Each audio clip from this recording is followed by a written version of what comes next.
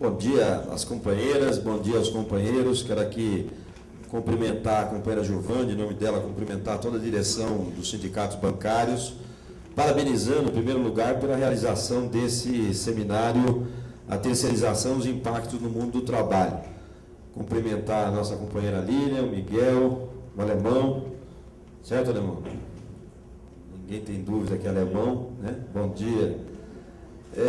Cumprimentar todos os companheiros e companheiras e primeiro dizer a satisfação da gente estar participando dessa abertura do seminário de terceirização, porque esse é um tema que nós tivemos na CUT já há alguns anos uma preocupação em construir um grupo de trabalho com várias representações de várias categorias. Aqui nós temos a Ana Tércia, que participa ativamente das reuniões do nosso grupo, o Miguel, que também participa das reuniões do grupo, que vem discutindo os impactos da terceirização em vários setores da CUT e, ao mesmo tempo, construindo propostas para que a gente possa trocar ideia e trocar experiência a respeito da situação da terceirização e os seus impactos no mundo do trabalho. Então, esse é um seminário que absolutamente vem de encontro a essa preocupação da nossa central sindical e das ações que a gente tem que ter daqui para frente.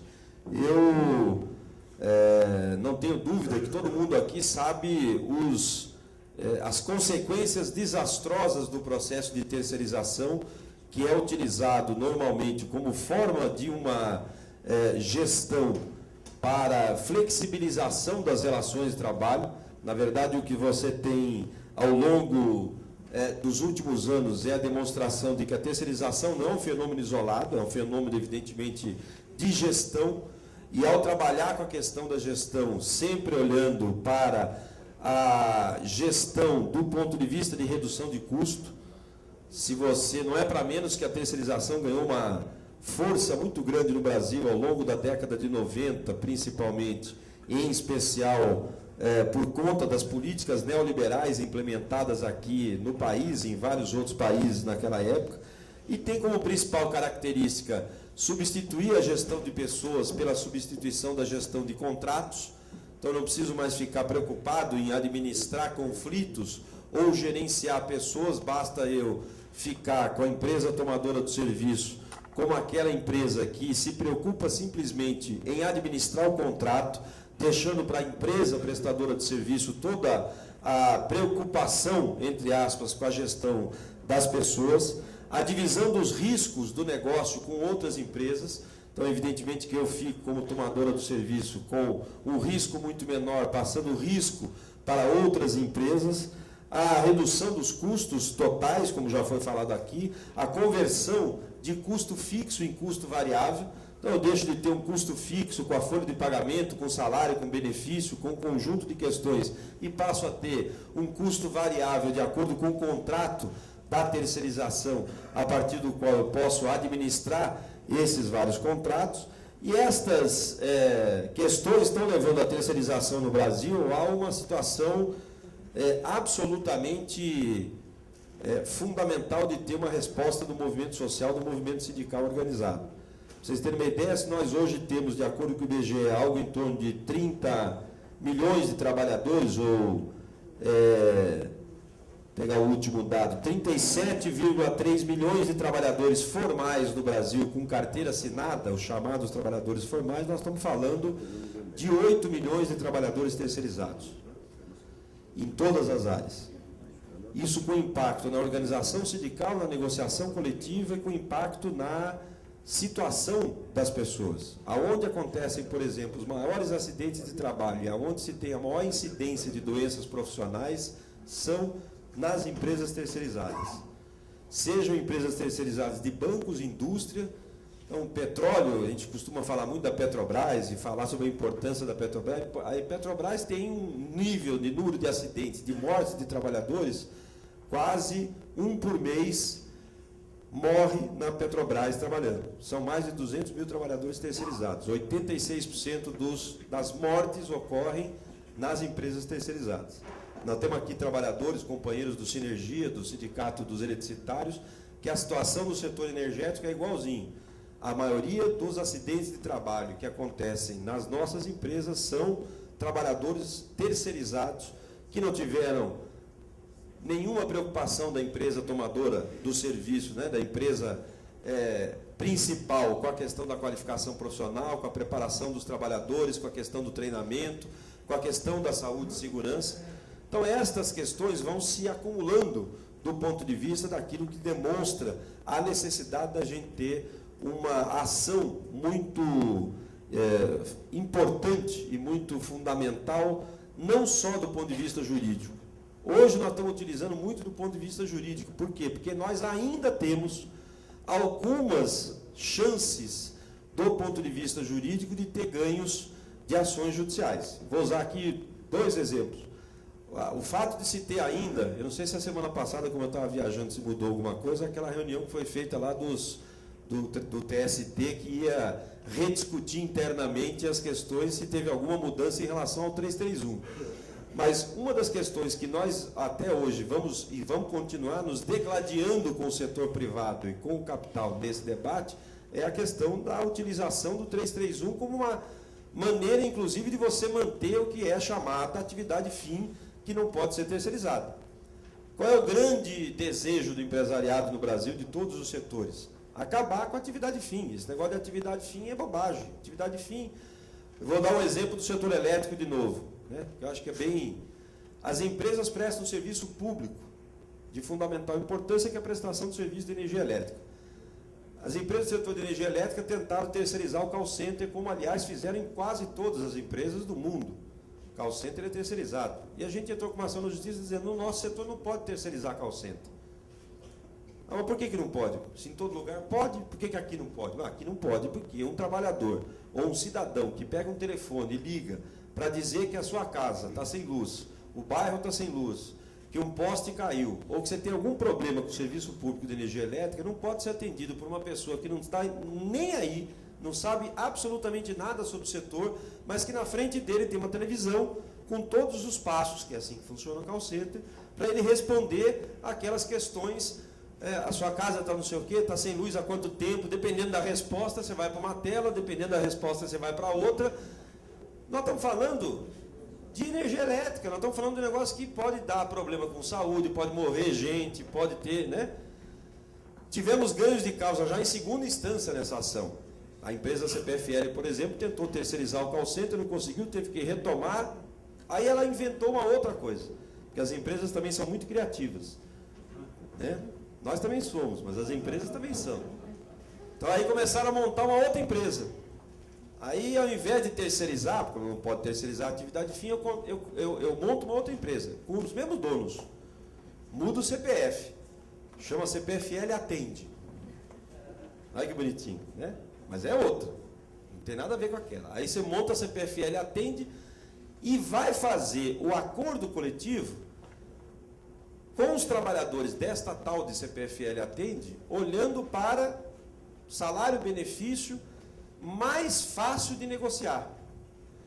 Então começou a fazer uma proposta de apresentar para a sociedade que ela não estava terceirizando, era uma outra empresa que estava sendo contratada do mesmo grupo, mas com salário totalmente diferente, com benefícios totalmente diferentes, sendo que os donos das empresas, os acionistas da empresa são os mesmos. Nós tivemos a última decisão, por exemplo, do TRT de Campinas, para vocês terem uma ideia, pela primeira vez eu vi o juiz colocar a tabela. Ele vai demonstrando, é cabal, não sei se é assim que fala do termo jurídico, porque eu não sou advogado, mas é claro e evidente a tentativa da empresa em reduzir custo e precarizar as condições de trabalho. Aí ele vai fazendo a demonstração numa tabelinha. O acordo coletivo dos sindicatos dos eletricitários, salário, benefício, ticket de refeição, e do outro lado, a tabela com o acordo coletivo dos trabalhadores terceirizados em call center, dessa nova CPFL Atende, que é rebaixado, não sei o que tal. Demonstrando, portanto, a precarização das condições de trabalho, a tentativa da redução de custo. Esse debate, pessoal, nós vamos enfrentar dentro do Congresso Nacional, não só continuar debatendo a questão jurídica, mas nós temos que enfrentar dentro do Congresso Nacional com uma legislação que regulamente a terceirização. Esse grupo que eu falei, que participa na Tércia, Miguel e tantos outros que contribuíram com o nosso trabalho, fizemos um primeiro projeto Vocês sabem que tem um projeto lá do Sandro Mabel. Sandro Mabel é da bolachinha, né? Que a gente fala das bolachinhas. É aquele mesmo, da bolachinha Mabel. Hã? 100 calorias. Isso, 100 calorias. 100 não é zero, é com bastante, né? Não é 100 calorias. 101 calorias, né? Muita gordura trans. O bolachinha, o Sandro Mabel, tem lá um projeto. Qual é o projeto? Não tem problema nenhum com a terceirização, vamos regulamentar a terceirização. Acaba com a atividade fim, não podemos terceirizar tudo e não pode ter responsabilidade solidária. Eu estou acabando de vir, chique, hein, de Paris, né? Primeira vez que um sindicalista latino-americano participa da reunião da OCDE, que é a reunião que reúne os países desenvolvidos do mundo do ponto de vista econômico, e estão lá discutindo uma série de questões relativas às empresas multinacionais. Está aqui, né? Fui lá falar mal do ponto de contato nacional do Brasil, que não funciona. Mas algumas coisas interessantes. Por exemplo, as diretrizes da OCDE, que foram aprovadas nesse encontro em Paris, colocam já pela primeira vez um capítulo sobre direitos humanos e, segundo, incluem como diretrizes das empresas multinacionais a obrigatoriedade dessas empresas terem que olhar para a cadeia produtiva. Porque o que acontece normalmente você nunca ouviu falar em trabalho escravo na Ford. E não vai ouvir, provavelmente, falar em trabalho escravo na Volkswagen, nem na Ford. Mas e na cadeia produtiva da Ford? Compra aço de quem? O aço é fabricado a partir do carvão de quem? Quem é que vai lá? Então, a hora que você olha a cadeia produtiva como um todo, a responsabilidade da empresa não pode ser só com aquilo que ela faz. Tem que ser com seus fornecedores, com a sua cadeia de fornecedores. Esse conjunto de questões é que levou, inclusive, na OCDE a incluir nas diretrizes das empresas multinacionais um capítulo relativo à cadeia produtiva como um todo. É lógico que isso é muito difícil, porque a gente sabe das dificuldades que tem no ponto de contato, pressionar as empresas multinacionais, mas dá para perceber que há uma mudança nacional e internacional no sentido de obrigar padrões mais civilizados de democracia nas relações de trabalho, respeitando os direitos trabalhistas, que nós temos que aproveitar em várias áreas, em vários setores. Não será uma tarefa fácil. Nós estamos falando de um Congresso Nacional, eu pedi, inclusive, aqui para falar primeiro, porque nós temos uma reunião agora de manhã com o ex-presidente Lula para tratar do tema da reforma política, que é um tema absolutamente essencial para nós, da mesma forma como nós fizemos aquele seminário da reforma tributária, que vocês contribuíram muito, os bancários e bancárias, no tema da reforma tributária, nós fizemos agora o tema da reforma política. Por que é importante? Porque se a gente não mudar a forma de eleger, nós vamos continuar elegendo no Brasil um congresso como esse que está aí. Muitos deputados vinculados, ou muitos deputados e deputadas, senadores e senadoras, que têm um vínculo muito grande com os trabalhadores, mas muito maior ainda o número de deputados e senadores que foram eleitos com vínculos com o empresariado, com grandes bancos, grandes proprietários de terra e com grandes empresários. Então, nós precisamos ter, nós ainda continuamos tendo capacidade de eleger alguns valorosos e bons companheiros. Agora, cada vez mais isso vai ficar, só vai eleger quem tiver muito dinheiro a manter-se o sistema eleitoral do jeito que ele está hoje. Portanto, esse é um tema absolutamente fundamental, porque a hora que eu for levar o debate da terceirização, por exemplo, da forma como a gente propôs, no grupo de trabalho, tem um projeto no Ministério do Trabalho e do Emprego parado até agora que não foi para a Casa Civil. Fruto do debate que nós fizemos, nós na CUT e depois nós com as outras centrais sindicais. E o Ministério do Trabalho e do Emprego está lá parado. A única coisa que fica parado lá é isso, porque carimbar sindicato novo todo dia, né? Um por dia. 2,7 por dia. Para você ter uma ideia, hoje no Brasil são 2,7 novos sindicatos por dia. Né? Facilitando, inclusive, o debate da terceirização.